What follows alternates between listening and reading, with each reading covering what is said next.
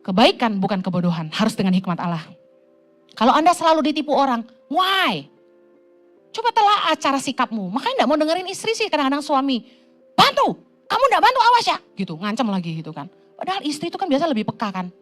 Gak kena wong iki. Kunci perubahan hidup adalah kerendahan hati untuk bertobat dan berbalik. Dalam kata lain mau berubah.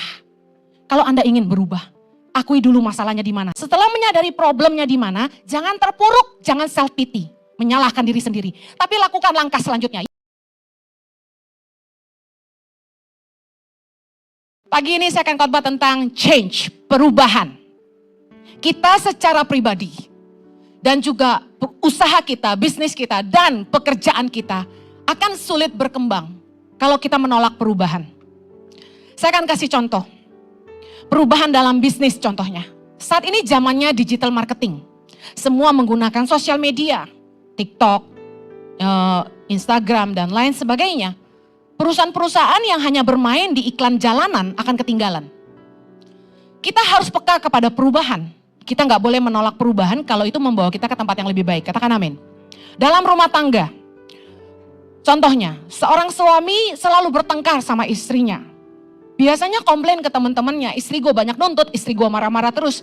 Tapi dia sendiri tidak mau menyadari kesalahan dan tidak mau berubah. Rumah tangga tidak akan jadi lebih baik. Amin. Secara pribadi, ketika seorang karyawan ditegur sama atasan, reaksi yang salah seringkali begini. Bukannya berubah, bukannya introspeksi diri dan berubah, mereka malah menjelek-jelekan bosnya di belakang. Harusnya reaksi yang benar adalah gini, kenapa ditegur? Tidak salah, tidak ditegur. Kalau ditegur berarti harus introspeksi diri. Lalu mengambil langkah perubahan supaya jadi lebih baik. Amen. Saya akan bahas bagaimana kita bisa berubah jadi lebih baik. Perubahan harus dimulai dari diri sendiri. Katakan perubahan harus dimulai dari diri sendiri. Pertengkaran dalam rumah tangga kerap terjadi ketika kita selalu menuntut pasangan kita yang berubah. Setuju? Katakan amin. Pertengkaran gak akan usai selama kita nuntut pasangan kita berubah, sementara kita sendiri gak mau berubah. Jangan menuntut orang lain berubah kalau kamu gak mau berubah. Harusnya langkah yang kita ambil adalah begini, ketika pertengkaran terus terjadi dalam rumah tangga, dalam hubungan, kita cari tahu akar masalahnya apa, penyebabnya apa. Tanpa menemukan problemnya gak akan ada perubahan. Harus sadar dulu ada masalah baru bertengkar, betul gak? Apalagi pertengkaran itu selalu berkutat di area yang itu-itu aja. Berarti masalahnya apa? Nah, orang gak berhenti bertengkar karena gak mau cari tahu masalahnya dan berubah. Contoh nih, ada suami yang kalau pergi tuh gak pernah jelas pergi kemana gitu. Bilang sama istrinya, aku pergi. Gak jelas kemana. Lalu pulang pagi. Istri jelas marah, insecure, cemburu, betul gak? Apalagi kesannya sibuk terus dan gak punya waktu buat keluarga. Boro-boro telepon istri ngabarin aku ada di sini. Boro-boro pulang tepat waktu. Gak pernah makan malam sama anak. Kalau ketemu anak bisanya marah-marah. Kamu kok gak belajar main game terus? Tapi sebagai papa gak pernah ada di rumah. Nah, suami komplain, istri cemburuan, istri insecure. Loh, gini, kepercayaan perlu dibangun. Saya ini akan kasih contoh kanan dan kiri. Jangan takut, bapak-bapak tidak lagi diserang. Ya. Jadi ini contoh aja. Suami pergi gak jelas kemana terus pulang pagi. Terus istri gak boleh marah, ya gak bisa. Kalau mau kemana harus pamit, harus jelas. Suka-suka gua, istri kok suka ngatur gitu kan suami kan gitu ya. Lah menikah itu bukan lagi dua tetapi satu. Kamu kemana harus kasih tahu. Saya kalau ngilang dicari sama suami saya. Kalau Anda ngilang gak dicari malah bahaya. Kalau Anda mengasihi pasangan Anda, harusnya gini, jangan nuntut pasangan berubah, Anda yang harus berubah. Kenapa pasanganku marah-marah? Kenapa pasanganku cemburuan? Kenapa pasanganku nih cemberut terus mukanya? Temukan masalahnya, bicarakan dan berubahlah. Nggak mau berubah tapi nuntut pasangan, jangan cerewet, jangan marah-marah. Ya nggak bisa. Kalau perempuan itu nuntut suami kerja, punya penghasilan, menurut saya itu sesuatu yang normal, betul nggak? Kalau istri yang modelnya gini, ngerongrong terus, gak ada puasnya, maunya beli tas branded terus, nah itu lain cerita.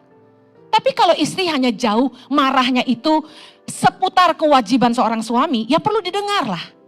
Sebaliknya, istri juga. Istri zaman sekarang kekinian.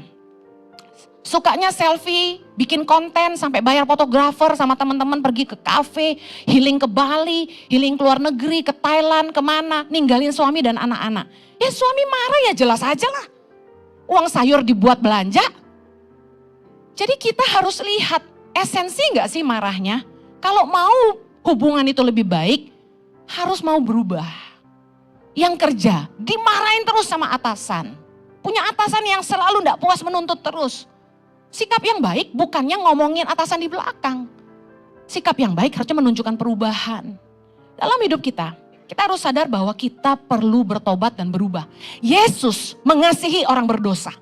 Yesus tidak menghakimi perempuan yang kedapatan berbuat zina. Amin. Dalam Yohanes 8 ayat 10-11 kita tahu bahwa Yesus berkata gini, "Hai perempuan, di manakah mereka? Tidak adakah seorang yang menghukum engkau?" Jawab perempuan itu, "Tidak ada Tuhan." Lalu lihat Yesus bilang apa? "Aku pun tidak menghukum engkau. Pergilah dan jangan berbuat dosa lagi mulai dari sekarang." Lihat, Yesus mengasihi orang berdosa. Yes, Yesus mengasihi, dia tidak menghakimi, dia mengampuni. Tetapi Yesus menuntut perubahan. Yang setuju katakan amin. Kasih itu mengampuni tapi menuntut perubahan.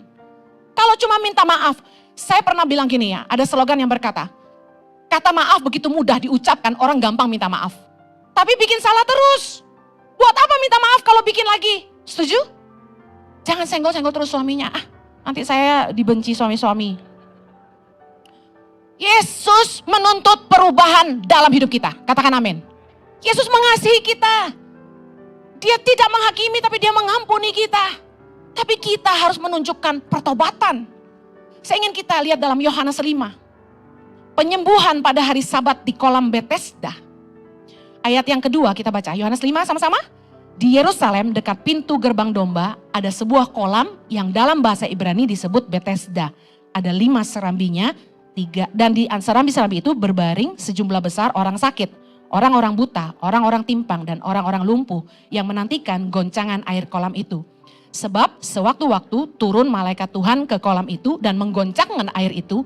Barang siapa yang terdahulu masuk ke dalamnya sesudah goncangan air itu menjadi sembuh. Apapun juga penyakitnya. Ayat kelima. Di situ ada seorang yang sudah 38 tahun lamanya sakit. 6. Ketika Yesus melihat orang itu berbaring di situ dan karena ia tahu bahwa ia telah lama dalam keadaan itu, berkatalah ia kepadanya, "Maukah engkau sembuh?" Jawab orang sakit itu kepadanya, "Tuhan, tidak ada orang yang menurunkan aku ke dalam kolam itu apabila airnya mulai goncang. Dan sementara aku menuju kolam itu, orang lain sudah turun mendahului aku." Ayat 8. Kata Yesus kepadanya, "Bangunlah, angkatlah tilammu dan berjalanlah." Dan pada saat itu juga sembuhlah orang itu. Lalu ia mengangkat tilamnya dan berjalan. Tetapi hari itu, hari Sabat, lompat ke ayat 14. Kemudian Yesus bertemu dengan dia dalam bait Allah lalu berkata kepadanya, "Engkau telah sembuh. Jangan berbuat dosa lagi, supaya padamu jangan terjadi yang lebih buruk." Lihat, kemungkinan besar orang yang sakit selama 38 tahun ini, selama hidupnya dia banyak bikin dosa. Makanya Yesus berpesan sama dia, "Engkau telah sembuh, jangan berbuat dosa lagi, supaya padamu jangan terjadi yang lebih buruk." Penyebab beberapa penyakit, yang pertama karena gaya hidup yang tidak sehat. Yang kedua mungkin genetikal tapi juga dipicu oleh penyebab orang stres misalnya. Ya, gaya hidup sekali lagi tidak sehat. Tapi juga mungkin karena dia banyak bikin dosa. Contoh HIV disebabkan karena orang suka main seks bebas. Nah, Yesus berpesan, kamu sembuh, jangan bikin dosa lagi. Mujizat terjadi dalam hidupnya, tapi Tuhan mau dia bertobat.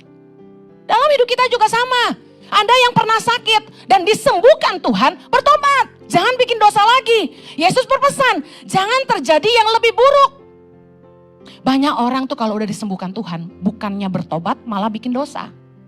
Akan terjadi yang lebih buruk, Yesus bilang. Nah, pertanyaan saya gini, kenapa ya gak ada orang yang mau nolong orang itu selama 38 tahun? Saya mau tanya, 38 tahun tuh lama gak? Lama sekali loh. Dan dikatakan dia di situ 38 tahun menunggu goncangan air. Kebayang gak guys dalam hidup kita? Loh kok 38 tahun gak ada yang mau bantu dia ya? Kita pasti menghakimi orang-orang itu gak punya belas kasihan. Kok gak ada yang menolong dia, betul gak? Kemungkinan terbanyak, terlalu banyak yang sakit, semua orang rebutan. biasanya kalau udah lapar, sakit, orang gak mikir orang lain. Selamatin diri masing-masing, setuju? Contoh ada bencana, kita pusingin orang, kita selamatin diri sendiri, pasti kan gitu. Kemungkinan terbesar itu, banyak yang sakit dan semua orang mau sembuh. Dan kesempatan untuk sembuh hanya ketika ada goncangan air. Jadi orang gak mikirin dia, mikirin diri sendiri. Yang kedua, saya berpikir kemungkinan semasa dia sehat, dia banyak berbuat salah kepada teman-temannya. Berbuat salah kepada keluarganya. Kenapa sampai gak ada keluarganya yang mau bopong dia, cemplungin ke air itu? Gak ada istrinya yang mau bopong dia. Berarti mungkin selama dia sehat, dia banyak bikin salah, melukai orang-orang di sekitarnya, teman, keluarga, bahkan pasangannya.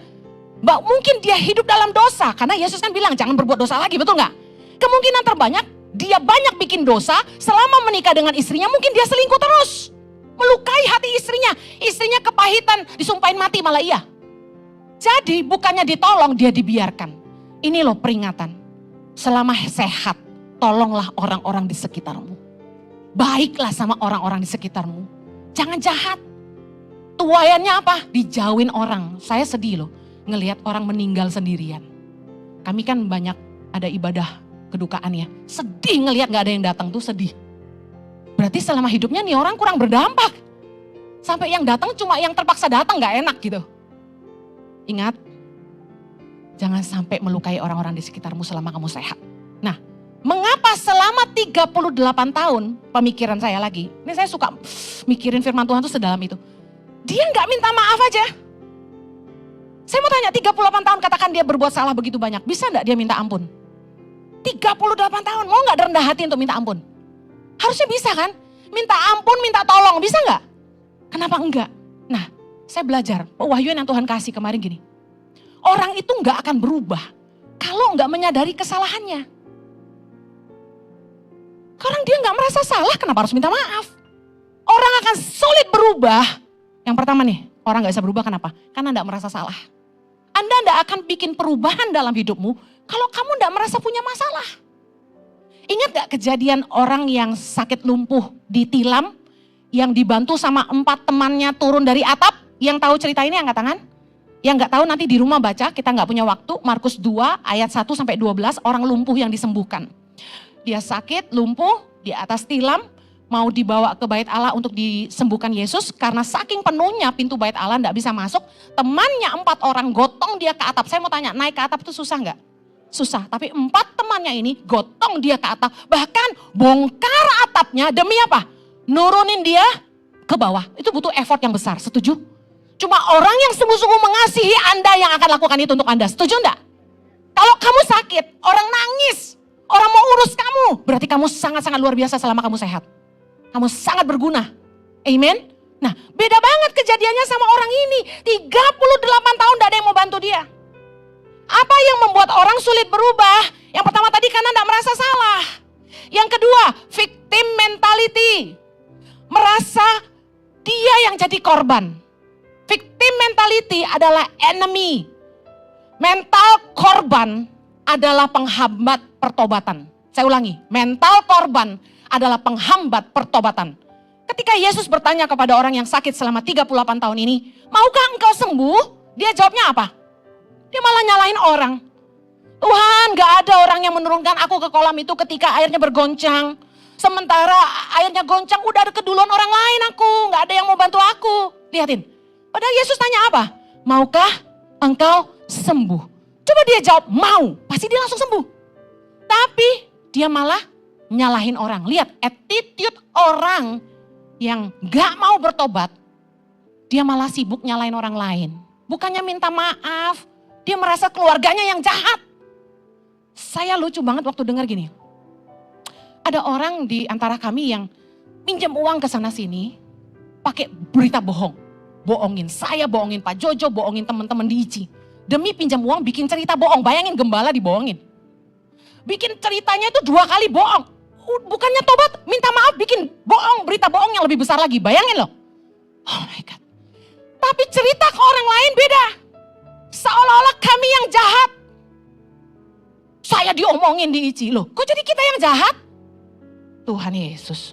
Kalau orang punya victim mentality, mental korban, tidak akan ada pertobatan.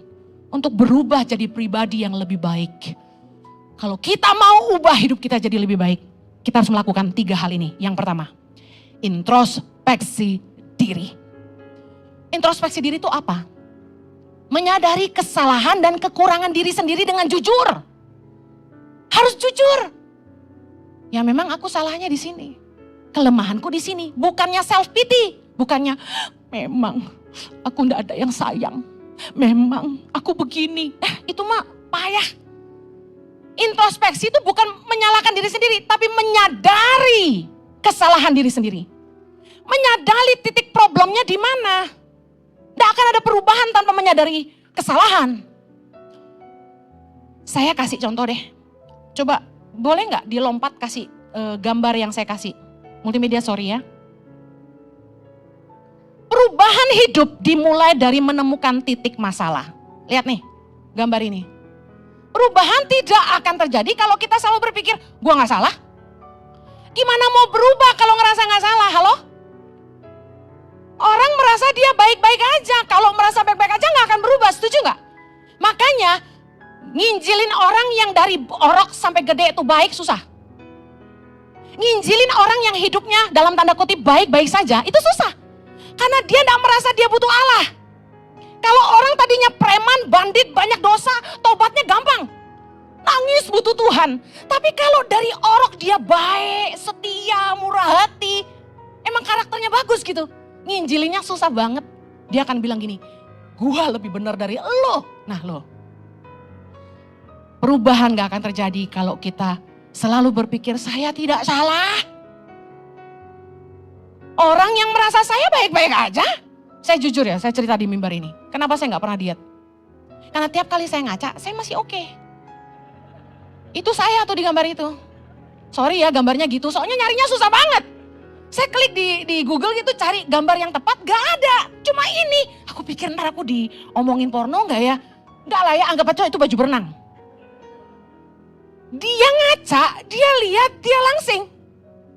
Jadi selama ini saya ngaca, kan misalnya saya ngaca tanpa busana, saya merasa, oh enggak, gue gak gendut kok, gue masih fine banget.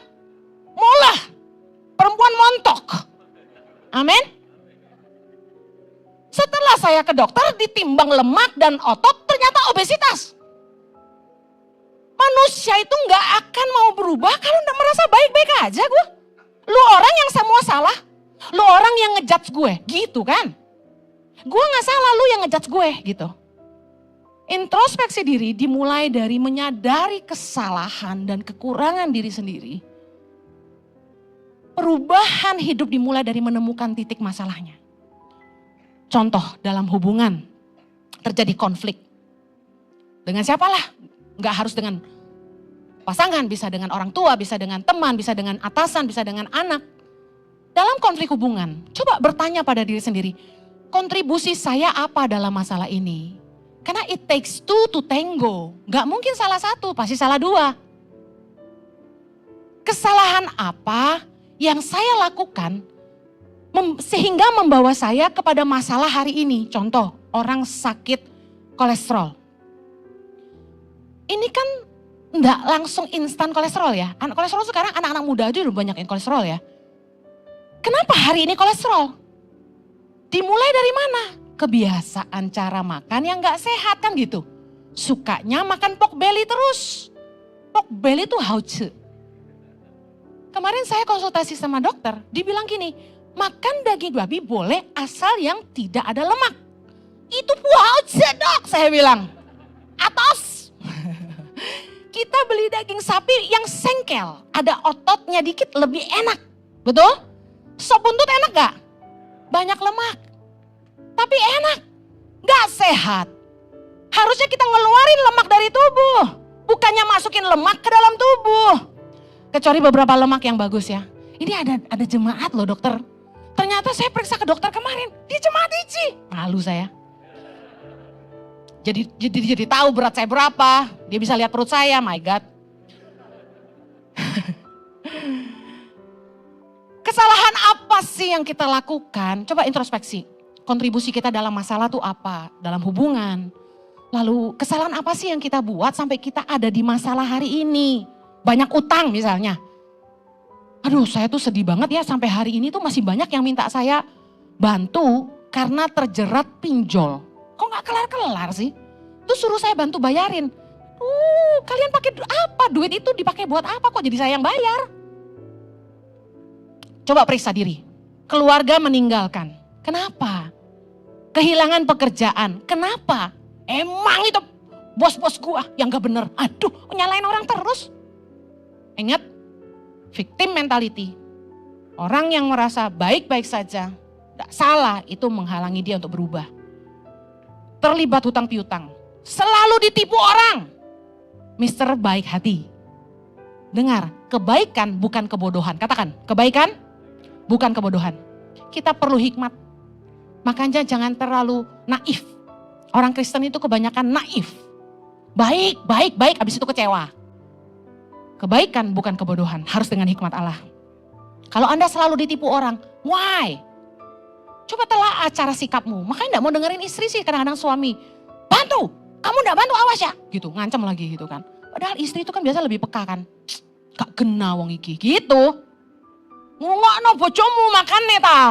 Nah, ini ditujukan ke orang yang merasa tidak salah itu loh. Nah, hidup dalam sakit penyakit. Kenapa ya kok bisa sakit penyakit? Coba pikirin. Jangan apa-apa nyalain Tuhan. Tuhan mengizinkan aku sakit ini. Kasihan loh Tuhan. Perubahan hidup dimulai dari perubahan cara pikir. Roma 12 ayat 2 berkata, berubahlah oleh pembaharuan budimu. Berubahlah oleh pembaharuan budimu. Hidup kita tidak akan berubah kalau cara berpikir kita tidak berubah. Jangan punya victim mentality. Jangan punya mental korban yang selalu menyalahkan orang. Orang gak akan berubah kalau gak menyadari kesalahannya tapi terus nyalain orang lain. Self evaluation penting supaya kita berubah jadi pribadi yang lebih baik. Katakan amin.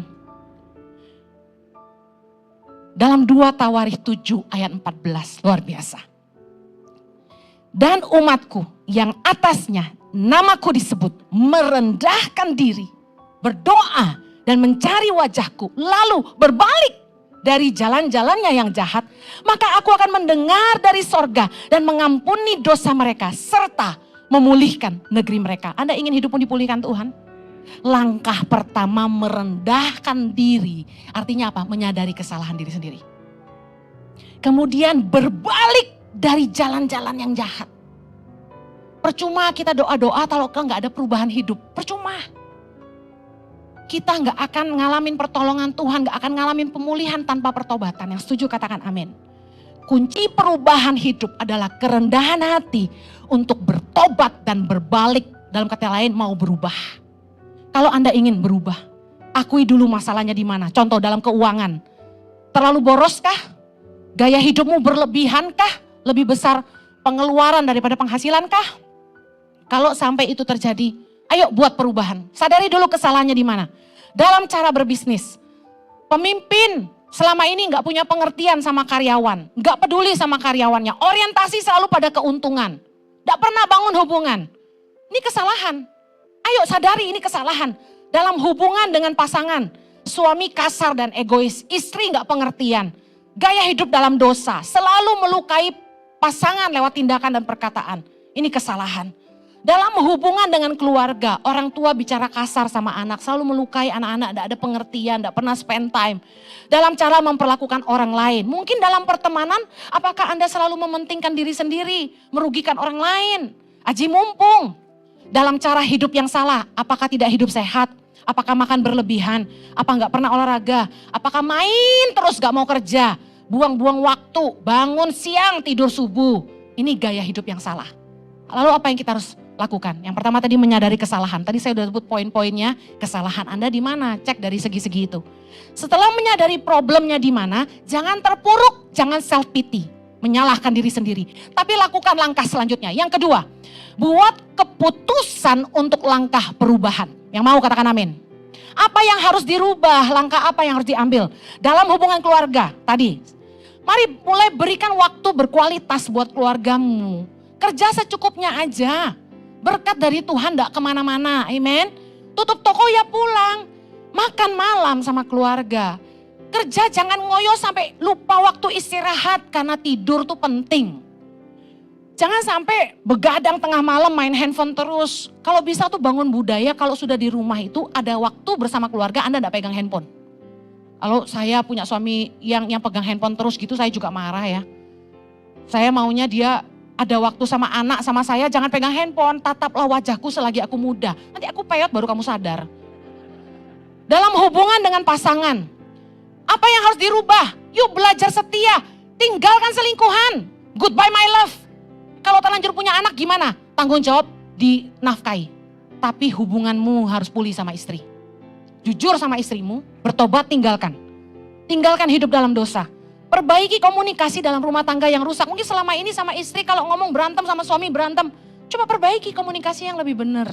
Coba lebih lemah lembut gitu. Dalam cara hidup yang salah. Mulai makan sehat nih, kayak saya sama suami nih, lagi makan sehat. Kurangi makan, gaya-gaya ya. Baru mulai kita lihat hasilnya kayak gitu ya. Kurangi makan berlemak. Mulai olahraga. Badan saya sampai sakit semua gara-gara kardio saudara. Bertobat dari cara hidup yang dosa. Tinggalkan pergaulan yang buruk. Ini berubah hidup. Aduh, pergaulan yang buruk merusak. Berhenti buang-buang waktu. Dalam keuangan, langkah perubahannya apa? Tata kembali keuangan Anda. Yuk coba lihat pengeluaran dan pemasukan lebih besar mana. Mulai pangkas pengeluaran-pengeluaran yang gak perlu. Udah, beresin keuanganmu. Bayar hutang. Jangan shopping, puasa ke mall. Jangan liatin IG jualan. Jangan liatin jualan di ini, di itu, platform-platform ini itu. Kalau Anda kekurangan, Anda lihat platform, Anda beli. Pasti. Ini bukannya menjatuhkan usaha bisnis, tapi ini buat orang-orang yang terjerat hutang. Ini perlu dilakukan. Shopping deh, diberhentiin dulu. Bayar hutang-hutang. Bu Heni gak cukup cari kerja tambahan. Istri-istri bantu suaminya cari kerja. Supaya bisa lunasin hutang. Yang penting gak jual diri. Dalam cara berbisnis. Ayo mulai belajar ngandalin Tuhan. Jangan tipu-tipu orang. Bangun bisnis yang jujur. Yang bermanfaat buat orang banyak. Jangan demi untung aja ngerugin orang lain gitu loh. Dalam cara memperlakukan orang lain. Langkah perubahannya apa? Berhenti memanfaatkan teman. Berhentilah aji mumpung. Belajar jadi berkat buat orang lain. Ayo bos-bos mulai perhatiin pegawaimu. Bangun hubungan supaya punya pengertian keadaan karyawan seperti apa. Jangan ada berorientasinya pada target, keuntungan. Yes, kita perlu untuk mendorong karyawan kita kerja keras. Tapi pengertian perlu dibangun, hubungan penting. Orang itu mau berjuang buat kamu kalau mereka mengasihi kamu. Amen. Kalau dia benci sama kamu, kamu ditipu. Yang terakhir, setelah membuat langkah perubahan, apa yang harus menyadari kesalahan lalu membuat perubahan. Yang terakhir, tinggal dalam perubahan. Ini sulit. Seringkali kita nggak konsisten, setuju? Nah, gimana kita konsisten tinggal dalam perubahan? Kita perlu punya support system. Kita perlu punya komunitas yang mendukung. Mulai dari keluarga, mulai dari pergaulan, komunitas komsel. Makanya gabung sama Impact Family. Jadilah komunitas yang sehat, yang jangan ngajak makan melulu. Nih yang suka ngajak saya makan sate babi malam-malam siapa tuh? Bertobat kamu. Kamu jadi komunitas yang gak sehat. Kamu jangan, mana tuh orang yang gak datang lagi belum pelayanan hari ini. Yang ngajak saya makan ropita mulu. Nggak ada ya, alasannya gini. Sebagai gembala tuh harus bangun hubungan sama kami-kami ini gitu. Jadi saya dipaksa nemenin mereka makan malam supaya bangun hubungan. Kan saya tergiur kan. Gitu. Musuh besar saya tuh Indomie goreng gitu. Diajaknya makan ropita lagi. Durian, saya kan paling suka durian tuh. Dokternya tanya, Bu Heni harus makan buah kesukaan apa? Durian. Wah itu gak boleh, dia bilang gitu. Aduh gak boleh bos, ya udah deh. Jadi tolong itu siapa yang kirim musangking ke rumah kemarin, jangan kirim lagi ya. Kita harus konsisten dengan perubahan yang baik, kita butuh support system. Teman-teman harus dukung kami supaya kami sehat gengs. Jangan ngeracunin. Mulai hari ini, dilarang kirim makanan yang tidak sehat ke rumah. Ya. Saya tuh sukanya kue lapis legit, lapis Surabaya, my God. Itu kuning telurnya kan banyak banget. Mungkin kalau udah kurusan dikit, seminggu sekali boleh ya, oke. Jangan tinggal dalam komunitas lama yang membawa kita hidup dalam dosa. Kalau Anda mau tinggal dalam perubahan, Anda mau bertobat, tinggalin teman-temanmu yang suka bikin Anda berbuat dosa. Kalau atasanmu, tempat kerjamu yang gak sehat, yang suka ngajak kamu bikin dosa, keluar dari situ, cari kerjaan tempat lain. Karena parah, bosnya yang ngajak dia bikin dosa. Ya udah keluar dari sana. Jiwamu lebih penting daripada kesenangan duniawimu. Gajimu berapa sih dibandingin sama keselamatanmu? Halo? Jangan sia-siakan kasih karunia Tuhan dalam hidupmu. Jangan pakai cara hidup yang lama. Yesaya 52 ayat 11 berkata, menjauhlah, keluarlah dari sana. Janganlah kamu kena kepada yang najis. Keluarlah dari tengah-tengahnya, sucikanlah dirimu, hai orang-orang yang menganggap perkakas rumah Tuhan. 1 Korintus 15 ayat 33, janganlah kamu sesat, pergaulan yang buruk merusak kebiasaan yang baik. Kita perlu komunitas yang sehat, supaya kita bisa tinggal dalam perubahan. Hidup sehat, rumah tangga sehat. Kalau teman-temanmu enggak peduli, kamu enggak pulang-pulang ngumpul sama mereka, ngopi sama mereka, makan malam sama mereka, hangout sama mereka, sampai enggak pulang-pulang ke rumah, lupa istri, lupa anak, jangan bergaul sama teman-teman itu. Bergaulah sama teman-teman yang peduli, pulang, urus istrimu, pulang, urus suamimu. Saya kalau keluar ke depan, saya lihat masih ada yang pelayanan tadi pagi nggak pulang-pulang. Saya tanya, mau apa kamu di sini? Pulang kamu. Kalau sudah malam, mereka masih ngobrol-ngobrol tuh di luar, saya usir. Pulang ke rumahmu, urus istrimu, urus anakmu. Amin. Pelayanan nggak boleh lebih dari 2 kali ibadah. Pulang semua, ya. Nanti Pak Jojo marahin saya, biarin aja. Dengar, Anda mau berubah jadi lebih baik, katakan amin. Yang pertama, introspeksi diri, sadari kesalahan, kekurangan diri sendiri. Ingat, orang yang merasa baik-baik saja tidak akan berubah. Kunci perubahan adalah kerendahan hati untuk bertobat dan mau berbalik atau berubah. Yang kedua, buat keputusan untuk langkah perubahan. Yang ketiga, tinggallah dalam perubahan, konsisten untuk perubahan hidup yang lebih baik. Yang mau katakan amin. Kita doa, Bapa di sorga, menyerahkan umatmu ke dalam tanganmu. Mampukanlah setiap kami oleh kasih karuniamu, untuk hidup kami berubah, bertumbuh dan jadi lebih baik. Tuhan, permuliakanlah namamu. Di dalam nama Yesus kami berdoa. Amen.